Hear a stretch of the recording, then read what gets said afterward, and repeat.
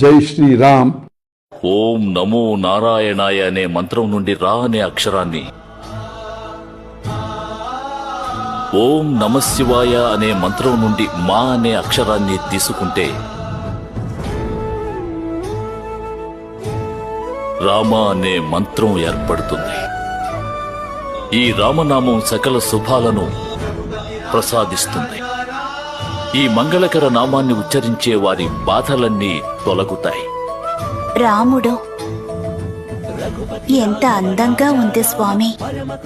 భవిష్యత్ కాలంలో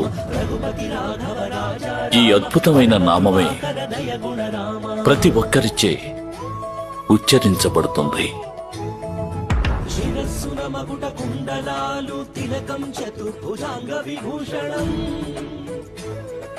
కమలలోచన సుందర వదనా నీ పాదములే పాపహరణ.